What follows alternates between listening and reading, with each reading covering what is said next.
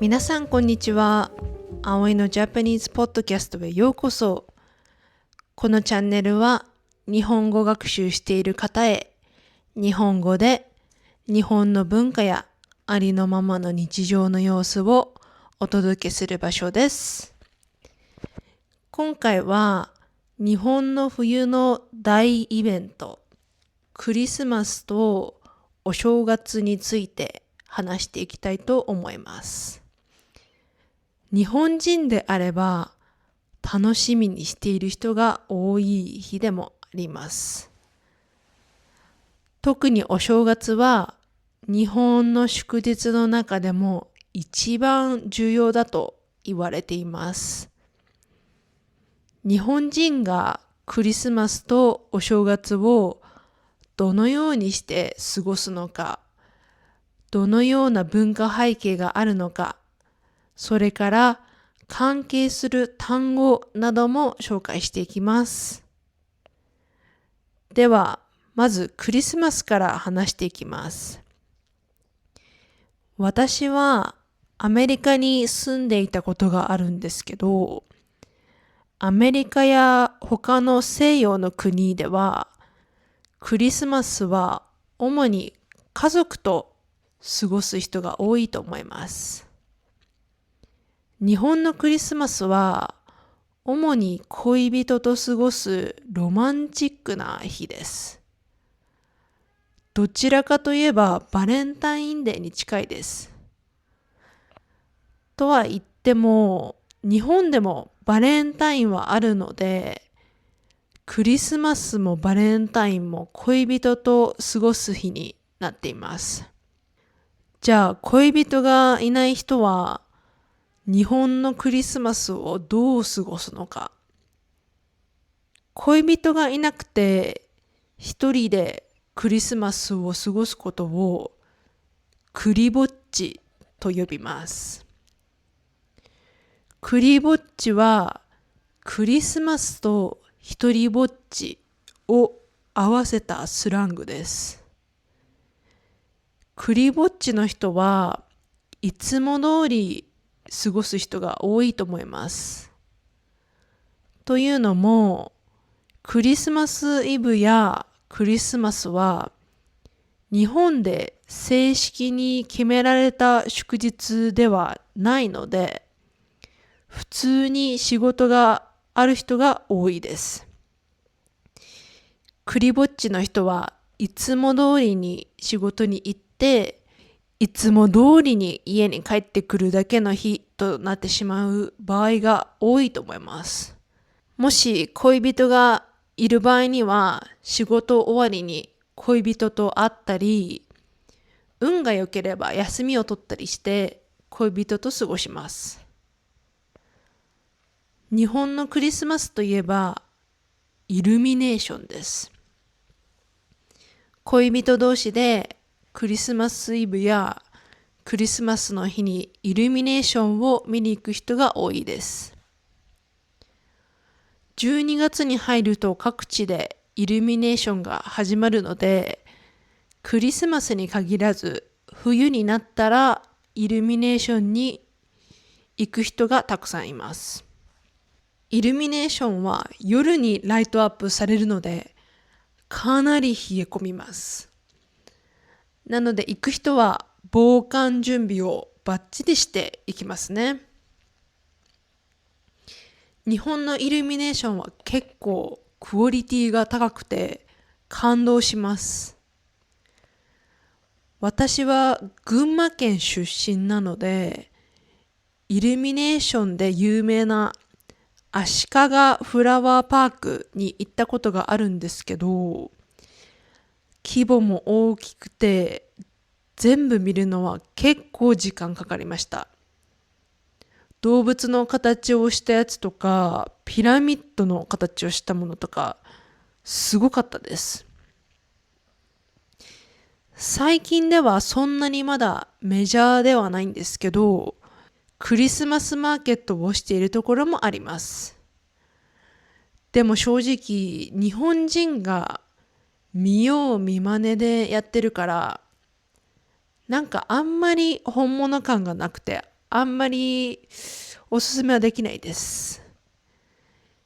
去年、横浜のクリスマスマーケットに行ったんですけど、人混みがすごくて、お店もそんなにいいのがなくて、すぐにホテルに戻った記憶があります。西洋ではクリスマスといえばクリスマスカードを送り合う人もいると思うんですけど、日本ではクリスマスカードはやらないですね。その代わり、お正月に年賀状を送る人がいます。年賀状は、明けましておめでとうございます。今年もよろしくお願いします。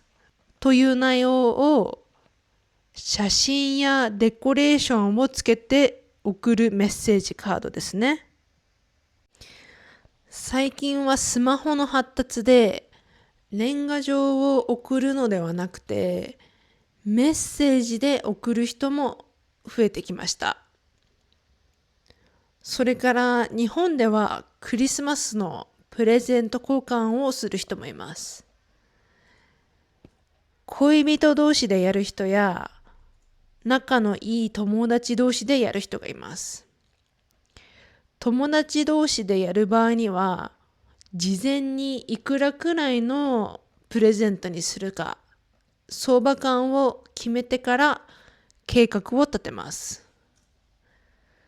友達とプレゼント交換をする場合には、一緒にクリスマスパーティーをするときに行います。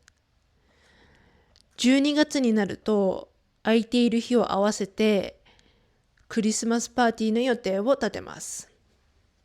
友達とクリスマスパーティーをする場合には、恋人や家族がいる人のことを考えて、クリスマスイブやクリスマスの日ではなくて、普通の日で行われることが多いです。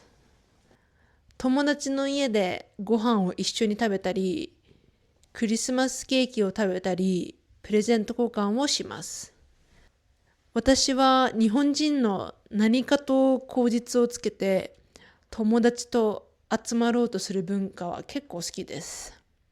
子供の頃は両親がこっそりとクリスマスイブの夜に枕元にクリスマスプレゼントを用意してくれていて、次の日起きたらプレゼントがあるのがすっごい嬉しかったですね。子供の頃は本当にサンタがいると信じてました。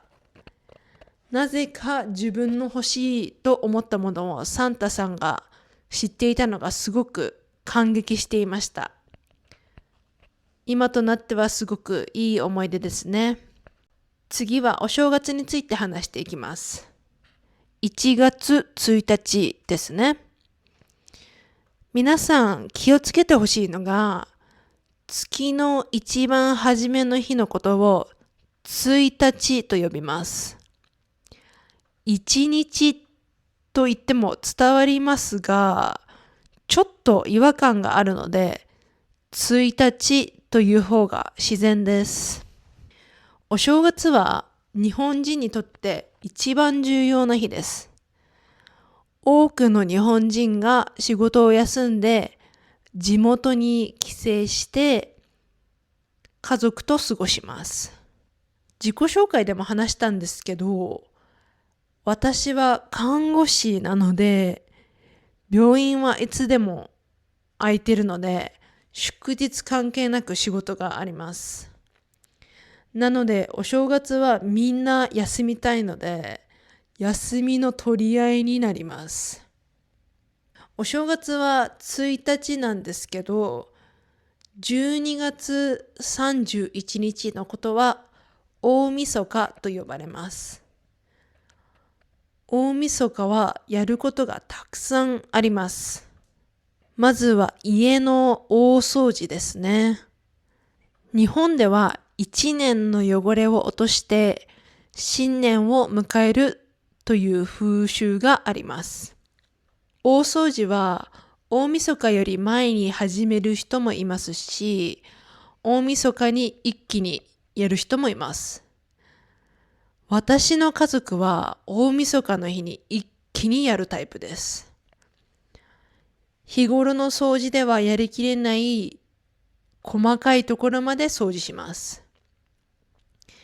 カーテンを洗ったり、窓を拭いたり、冷蔵庫の中をきれいにしたり、細かいところまで拭き掃除をしたりします。朝から掃除を始めて、夕方になるとピカピカになった家を見ると、新年迎える準備ができたなぁという気持ちになります。大晦日には多くの日本人が見るテレビ番組があります。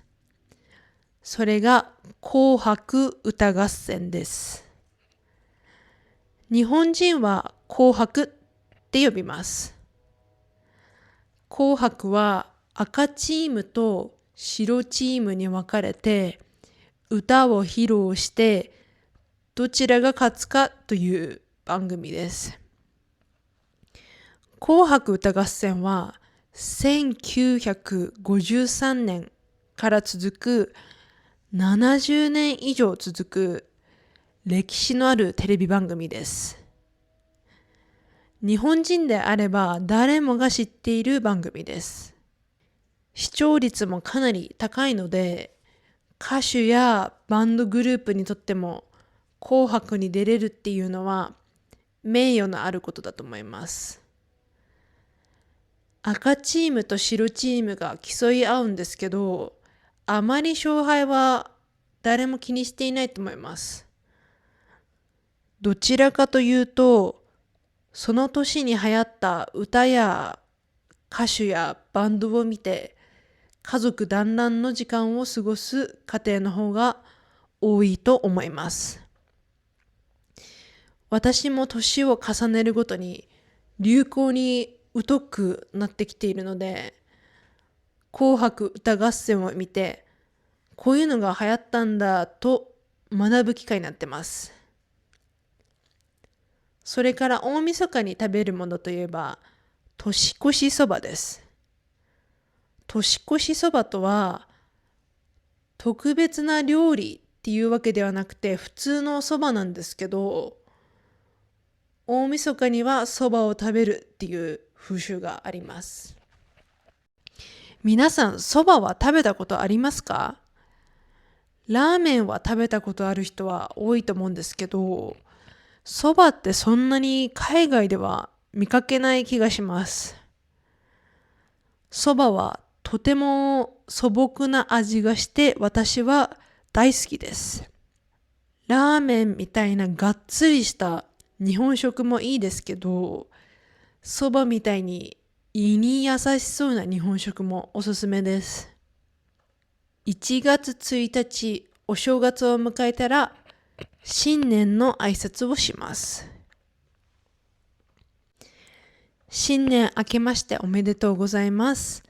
今年もよろしくお願いします。っていうのが一番丁寧な挨拶の仕方です。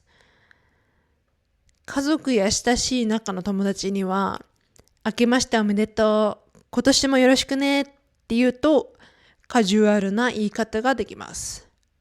さらにカジュアルな言い方もあって、さっきのフレーズを省略して、明けおめ、ことよろっていうこともできます。これはかなり仲のいい友達に使うフレーズです。新年の挨拶は、1日だけではなくて、新しい年になってから初めて会う人にも言います。だいたい1月の間は、新年初めて会う人への挨拶はしますかね。2月に入ったら新年の挨拶をしている人はあんまり見かけない気がします。お正月といえばお年玉です。お年玉とは年上の人が年下の人にお金をあげる風習のことです。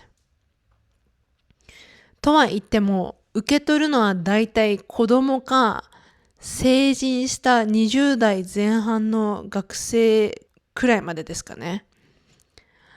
いくら年上の人といっても大人にお年玉をあげる人はいないと思います。お年玉はお金をそのままあげるんではなくて、お年玉袋に入れて渡します。お年玉袋は小さい紙の封筒みたいなんですけど、可愛いデザインがされています。冬になると日本では多くの場所でお年玉袋が売っているのを見ることができます。あげる側はおじいちゃんおばあちゃんとかおじさんおばさんなどの親戚ですね。自分の親が子供にあげるっていう家庭もあるみたいなんですけど、私の両親はお年玉をくれなかったですね。それどころかおじいちゃんおばあちゃんや親戚にもらったお年玉を銀行に預けるからって言って取り上げられていました。少し悲しい思い出です。私の両親は少し厳しかったんですけど、普通の家庭ではお年玉はお小遣いみたいに自分の好きなものを買う子供が多いと思います。お年玉の額はもらう側の年齢とかあげる側とどれだけ近い仲なのかによって変わります。だいたい2000円から1万円くらいが相場かなと思います。なので子供からしたら1年の中で一番大きいお小遣いです。私はお年玉をもらって自分で使うことが許されていなかったので、そんなにお年玉は楽しみにしていなかったんですけど、普通の子供からしたらお正月の楽しみでもあると思います。それからお正月は初詣に行きます。初詣とは新しい年になって神社やお寺にお参りに行くことです。